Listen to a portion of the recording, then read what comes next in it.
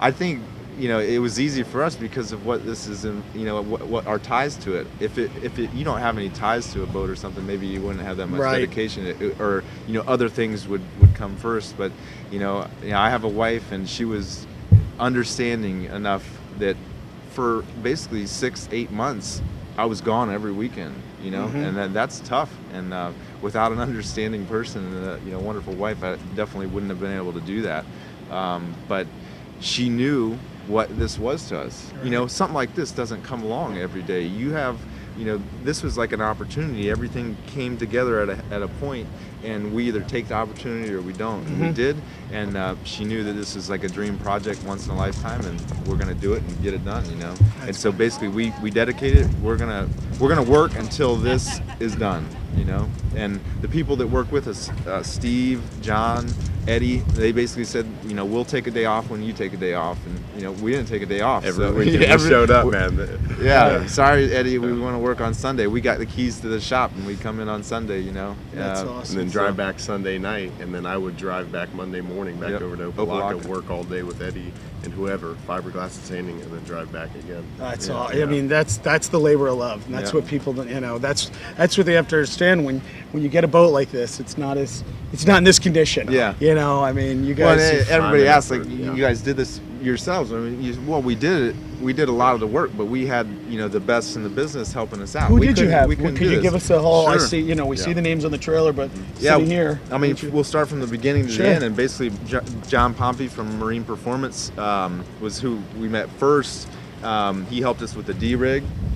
Get us familiar with what we were dealing with here, and things that had the drives, gimbals had been on the boat for 27 years, so they didn't want to come off the boat, but we persuaded them. And gave them a helping hand.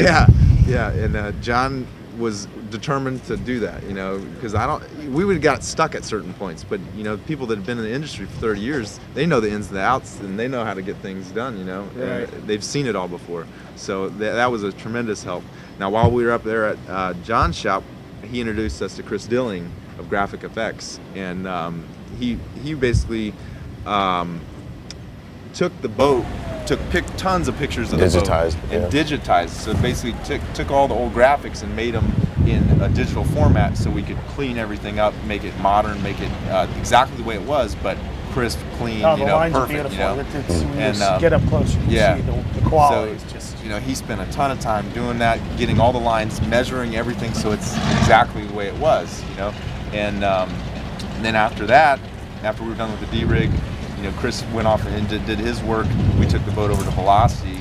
Again, Kim and Steve Stepp at Velocity, Kenny, Mike, all those guys over there started replacing the things, repairing the things that need to be done.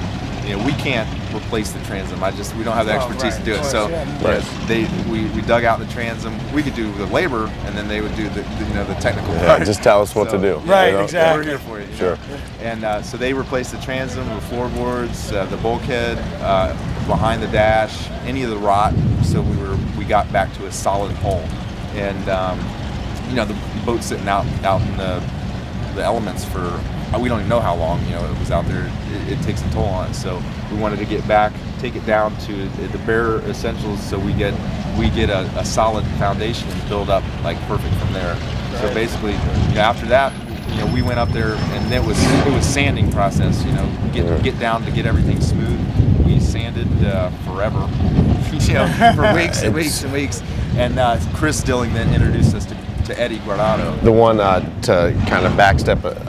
For one thing, that was just a memorable time of it. When we were sanding, originally when we were on top, we sanded down and found the original paint job when it was in the M class, first class it raced in before it went to V.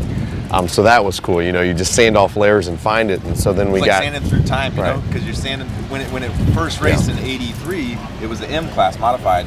V's and the Cats raced together. Yep. And then in '84, they split the classes, and the V's, it became the V class, and so it was really cool sanding off the V, and then there was the M underneath it. Oh, that's really neat. But that got us thinking, what else can we find? What else can we sand down and find?